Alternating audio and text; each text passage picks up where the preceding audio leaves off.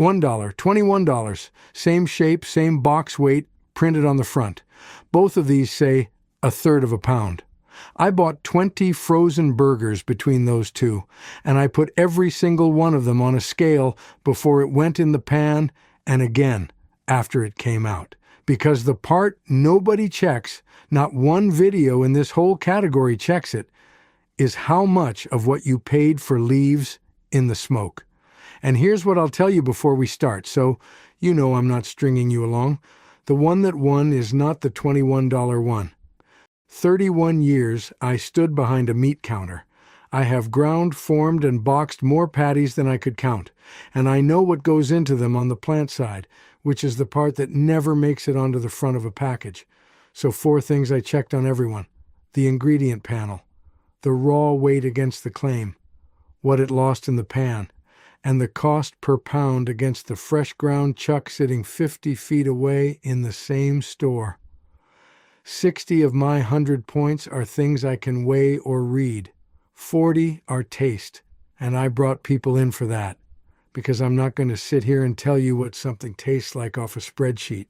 2 of those 4 checks are where this whole thing falls apart for most of these boxes, and one of them, the one I care about most, I'm holding back until we're most of the way through, because you'll want the practical stuff in your hands first. Let's open some freezers. Before a single patty comes out of a box, I want to give you the one thing that will change how you read that freezer case forever, and it takes about 90 seconds. Look at the front of the package and find the product name, not the brand. The name of the food. It'll say one of 3 things, and they are not synonyms. They're a legal ladder, and there's a real drop between the rungs. Federal standards define all 3. Ground beef, sometimes printed as chopped beef, is chopped fresh or frozen beef, with or without seasoning, no more than 30% fat, and, this is the part that matters, no added water, no phosphates, no binders, no extenders, nothing but beef and its own fat. Hamburger is nearly the same, with one difference. Beef fat can be added in from elsewhere. Still no water, no phosphates, no binders, no extenders. Then there's the third one, beef patties. And beef patties is a different animal entirely, because under that name, a manufacturer may use binders, may use extenders, may use mechanically separated meat, may use partially defatted beef fatty tissue, and may add water, as long as the finished thing still behaves like a patty. Read that again. Same freezer, same aisle, same shape, and the words on the front tell you which rule book the company chose to play by. So that's your first test, and it cost you nothing. Turn the box over and find the product name. If it says beef patties, the box is telling you it reserved the right to put things in there that ground beef isn't allowed to contain. It doesn't mean it did. It means it can, and it doesn't have to explain the choice to you. Now let's start at the bottom, the dollar floor. Great value patties out of Walmart, Philly Gourmet, and Ballpark. Here's what a $1-something patty is, mechanically. It's thin. It's usually pressed very flat, because a wide, thin patty looks bigger in the box and cooks in about 4 minutes, and both of those things are selling points. The grind is fine, finer than anything you'd get from a butcher, because fine grind holds together without much help, and it hides the fact that the trim came from a lot of different places. Now, watch the card as these come off the scale, and watch the shrink number in particular, because this tier is where the arithmetic gets interesting.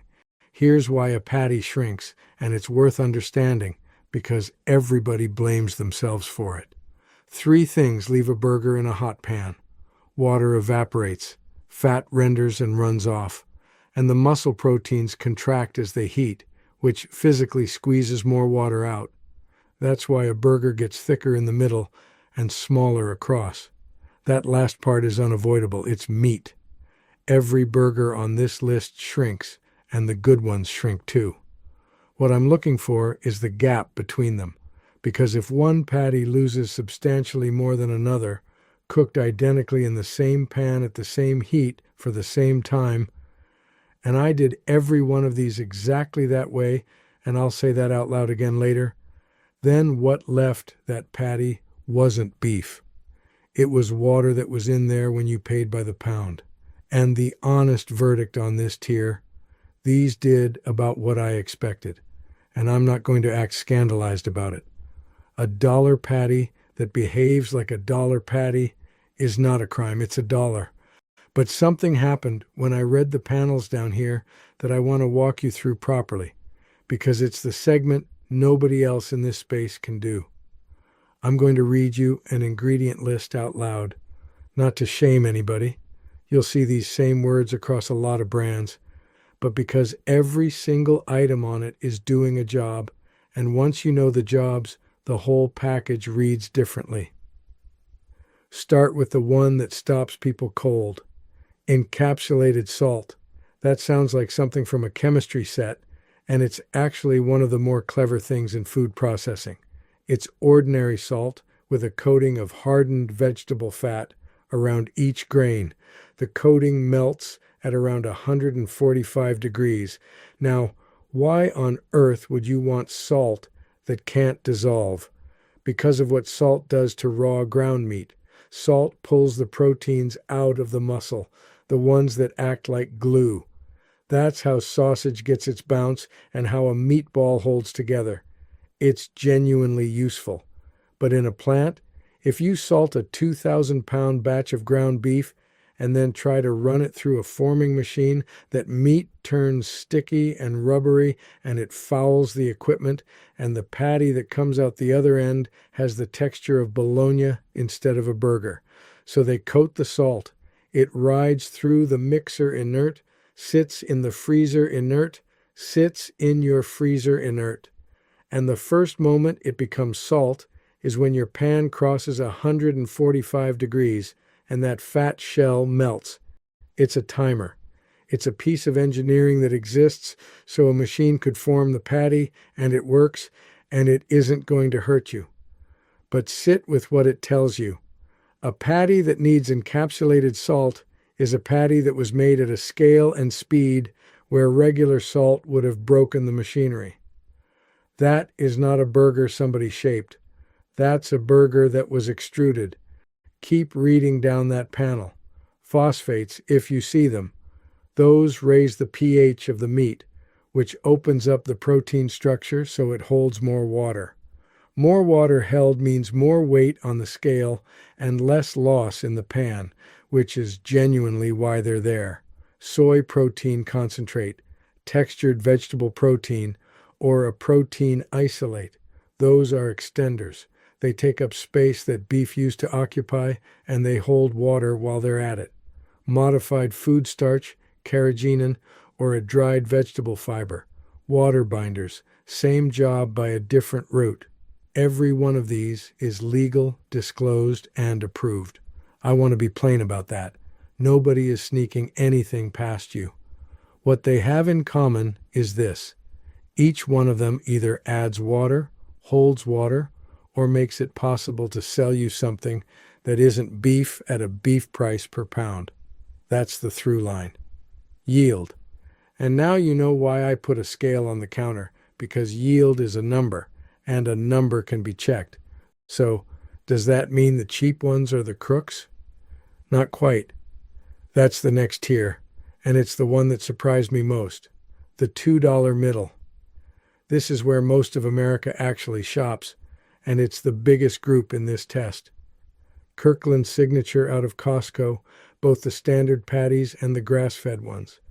Members Mark Angus from Sam's Club, Wellesley Farms from BJ's, then the supermarket house brands, Publix, Kroger, Aldi's Angus line, and Good and Gather from Target. Here's what I want you to notice about this tier before anything else. This is where the product name on the front starts changing from brand to brand. Some of these say ground beef patties, which means that latter we talked about, no binders, no water. Some say beef patties, same shelf, same price, different rule book. That single word is the difference between the best value in the freezer and the worst, and it costs you nothing but turning the box over. Now, the warehouse clubs. I want to give them something honest here because they earned it. When you buy at that scale, in that format, in a bag rather than a fancy printed box, the money that would have gone into packaging and shelf presence has to go somewhere, and in the better cases it goes into the meat. The per patty price in this tier is genuinely competitive, and a couple of these had panels short enough to read out loud in one breath. Which brings me to the checkpoint I've been waiting for, and this is the one you should stop and do in your own store this week. Every one of these patties, I priced per pound. Not per patty, per pound. Then I walked 50 feet to the fresh meat case in the same store on the same day and priced the ground chuck. Here's how you do that arithmetic yourself, and it's simple. Take the box price, divide by the number of patties. Now you know cost per patty. Multiply that by 3 because these are third-pound patties and 3 of them make a pound. That's your cost per pound of frozen patty. Now go read the shelf tag on the fresh ground chuck. That number is already per pound. Put them side by side. I'm not going to tell you what your store said this week because prices move and they move differently in Florida than they do in Oregon. What I'll tell you is what I found in mine on one day with the receipts photographed and the store visible in the shot. A large share of these frozen patties cost more per pound than the fresh ground chuck sitting 50 feet away in the same building. Not all. Some of the club store bags genuinely beat the case, and that's a real win. But for a good many of them, you're paying a premium. And think about what you're paying it for. Not better beef, not more beef. You're paying for the shape. Somebody else already made it round and flat and stacked it between 2 squares of wax paper, and you are paying a per-pound surcharge for that convenience. And here's the honest counterweight, because I'm not going to pretend convenience is worthless. If the choice on a Tuesday night is a frozen patty or a drive-thru, the frozen patty wins every time, and it isn't close. If your hands are bad and forming patties hurts, that shape is worth money. I'm not here to tell you what your time is worth. I'm telling you what the shape costs, so you know you're buying it. Go run that on your store. It's 2 numbers and a calculator, and I want them in the comments. I'll come back to that at the end. The $3 and $4 tier. And now the boxes get louder. Bubba Burger, both the original and the Angus line. And this is where I'll say the thing that separates a good brand from a good-looking brand. Some of the products in this tier have short, clean panels, and when a company builds its whole identity on that, it usually shows on the back of the box. Turn it over and count. If a premium brand's ingredient list is one word, they've earned the point on my card, and I'll say so. That's the whole test at this level. You're now paying roughly triple the floor. What did the extra money buy? Because it should be buying you fewer ingredients, not more. And if the panel gets longer as the price goes up, something's wrong with that transaction. I also put the 2 big plant-based patties in this tier, Beyond and Impossible, and I want to be fair about how I scored them, because there's no honest way to run a beef card on something that isn't beef. On my ingredient panel category, they cannot win. It's not a fair fight, and I'm not going to pretend it is. Those are constructed foods with long panels by definition. Protein isolates, oils, binders, and coloring, because that's what it takes to make a plant behave like a muscle. That's not an accusation, that's just what the product is. On weight, honesty, and shrink, though, they're on the same footing as everything else, and that's worth measuring. And on taste, my tasters had opinions. I'll let them give you in their own words. Here's my honest position as a fellow who cut meat for a living. If you're eating those because you've decided not to eat beef, then you're not shopping in my department, and I've got nothing to sell you and no argument to make. If you're eating them because you think a long panel of plant protein is automatically cleaner than a short panel of beef, then I'd ask you to turn both boxes over and read them side by side and then decide for yourself. That's all. Now, the thing I told you I was holding. Before that, though, There's a shelf in this test I couldn't leave out, and it isn't about value at all.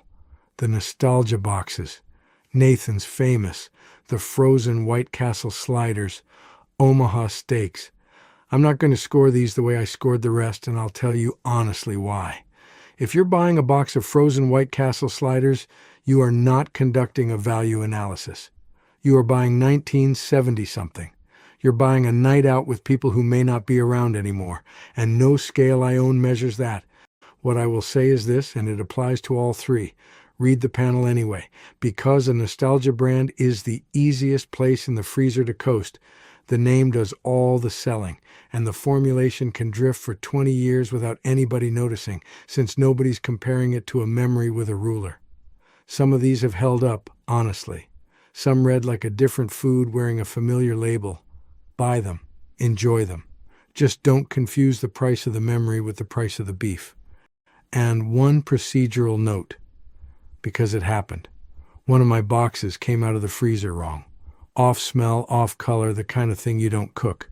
So I went back and bought a second box of that same product, and the second one was fine. I'm telling you that instead of naming and burning that brand, because one bad package is a supply chain event, a truck, a loading dock, a freezer that cycled, not a defect in the product. Anybody who builds a whole segment out of one bad box is selling you outrage, not information. 2 boxes, both reported. That's the standard.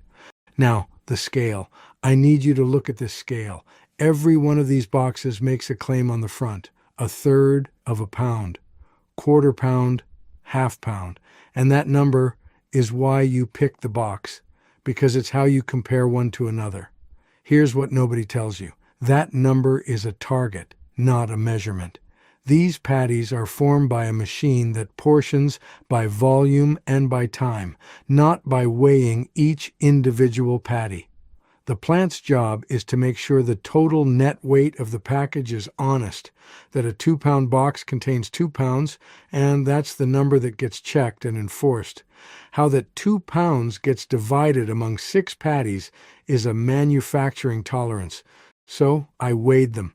Every patty, raw, frozen, off the same calibrated scale you watched me zero at the top of this video. And they vary, within the same box, patty to patty. And across brands, some run consistently under the printed portion, while the package total still comes out honest. Now let me be scrupulously fair about this, because it would be easy to make it sound worse than it is. Nobody's committing fraud. The net weight is the legal claim, and the net weight was there. A patty that comes in a little under is balanced by one that comes in a little over. That's how tolerances work, and it's true of every formed food in that freezer. But here's why it matters to you, standing at the case. You're not comparing net weights when you shop. You're comparing the picture in your head of a 1/3-pound burger, and you are cooking 1 patty per person. So the variation that averages out across the box does not average out on your plate. Somebody at your table is getting the light one, and the light one is going to cook faster, which means if you're timing all 4 the same, and everybody times them the same, the light one is coming off overdone. That's not a formulation problem. It's a portioning tolerance showing up as a dry burger, and for years, you probably thought that was your cooking. So here's what you do with that. Stop cooking frozen patties by time. Cook them by feel and by temperature. Pull the thin ones first, and understand that the 4 patties in your pan are not identical objects, even though they came out of the same box. That is the single most useful thing in this video, and it came off a $20 kitchen scale. Which brings us up to the top of the price ladder and the part everybody clicked for. The premium tier, $4 to $7 a patty. This is Force of Nature, Pat LaFrieda, Schweid and Sons, Certified Angus. And something changes here that's worth naming. At this price, the companies start telling you things, where the beef came from, what the blend is, brisket and chuck and short rib in specific proportions. Sometimes the ranch. The panels get shorter, not longer, which is exactly what should happen when price goes up. That's what a premium is supposed to buy. Information and sourcing, not a nicer box. And on my card, this tier scores well on the measurable 60 for a reason that's almost boring. When there's nothing in the patty but beef, there's no added water to lose. So the shrink is honest shrink, fat and moisture that were always part of the meat. The number is what the number is. Where this tier gets hard is the cost per pound column. Multiply a $5 patty by 3 and you're at $15 a pound. That's steak money for ground beef, and the card scores it accordingly, because I'm not going to let a good story override arithmetic. Then the ceiling, the $21 patty, Wagyu. I'll tell you what you get, and I'll tell you what you don't. What you get is real. Wagyu genetics produce marbling at a level that doesn't happen in commodity cattle, fat distributed through the muscle rather than around it, and fat with a lower melting point, which is why it feels different in your mouth. Ground into a patty that fat renders into the meat as it cooks. That's a genuinely different eating experience, and anybody who tells you it isn't hasn't eaten one. Here's what you don't get. You don't get a proportional improvement. This patty cost 21 times the floor. It is not 21 times the burger. It isn't 3 times the burger. Somewhere around the $4 mark, you cross a line where each additional dollar buys you less and less, and by the time you're at 21, you're buying the last few percent, and you're paying an enormous amount for them. And here's the part that made me laugh out loud in my own kitchen. High-fat Wagyu in a hot pan renders hard. A lot of that beautiful, expensive fat leaves the patty and ends up in the pan. So on my shrink column, the strictest number on the card, the most expensive patty in this test did not win. It couldn't. Physics wouldn't let it. Now, is that fair? Partly. If you're catching that rendered fat and basting with it, you're not losing it. But if you're cooking it the way most people cook a frozen burger, on a flat top or in a skillet with the fat running off, you paid $21 for something that left in the smoke. That's the video in one sentence. The thing you're buying by the pound is partly water and fat, and how much of it stays is decided by what's in it and how you cook it, not by what you paid. Let me say something for the cheap ones before we get to the verdict, because I don't want to be misunderstood. A dollar burger that's honest about being a dollar burger is not a scandal. It's a dollar. It feeds people. There are families for whom that patty is the protein in the week's dinner, and I have no interest in making anybody feel bad about what's in their freezer. What I'm hard on is the $4 box with a ranch on the label, a family name in script lettering, and an ingredient panel that reads like lunch meat. The price isn't the sin. The gap between the price and the label is. And one confession, because I've been strict with everybody else in this video. I have a freezer full of these, 31 years of cutting fresh beef every day, and there are Tuesdays when I want something I can throw on frozen and not think about. My freezer right now has a bag of club store patties in it, and I'm not embarrassed about that. Anybody telling you they only ever eat fresh ground is either lying to you or they don't cook on a weeknight. The point of this video was never to talk you out of frozen burgers. It was to make sure the one you buy is the one that's actually worth the money. So here's where the 20 landed. The measurable 60 separated them hard, and it separated them in a way that had almost nothing to do with price. What predicted a good score was not what the patty cost. It was 2 things: whether the front of the box said ground beef instead of beef patties, and whether the panel on the back was short. Every patty that scored well on my card had a short panel. Every one, whether it cost $2 or $6. The winner is not the Wagyu, and I told you that at the top. The Wagyu is the best eating patty in this test, and it is nowhere near the best value, and value is 60% of my card. The winner came out of the middle. A patty in the $2 to $3 range with a product name that put it on the ground beef rung of that legal ladder. a panel you could read in one breath, a raw weight that matched its claim closely, and a shrink number that was ordinary, honest shrink instead of water leaving. It beat patties costing 3 and 4 times as much, and it beat them on the measurable numbers, not on my opinion. Now, before you go, here's the whole thing compressed into what you can actually use standing in front of that freezer door. First, read the product name on the front, not the brand. Ground beef patties and beef patties are two different legal categories, and the second one may contain binders, extenders, and added water that the first one is forbidden to have.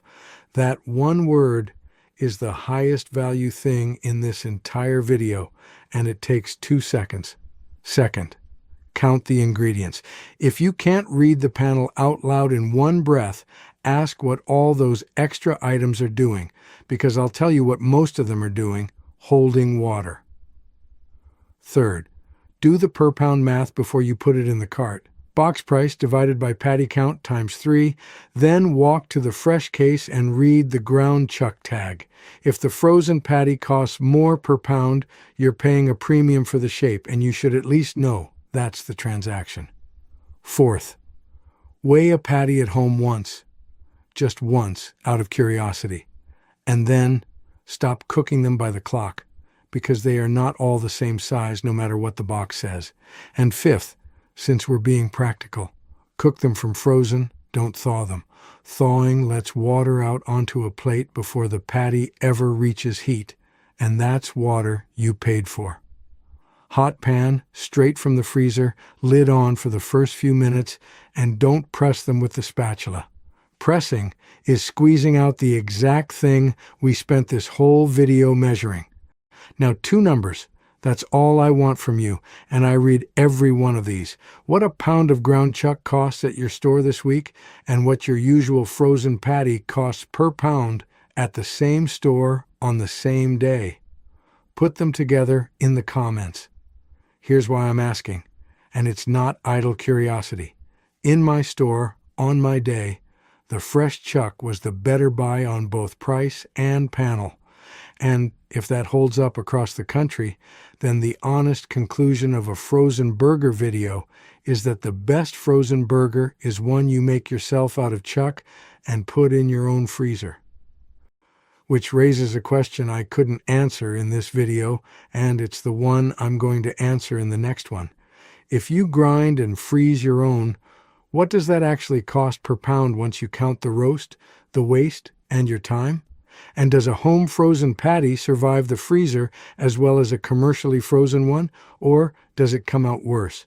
I've been running that test for 3 weeks. I've got a chest freezer full of dated packages and some results I did not expect. 2 numbers down below. I'll see you next week.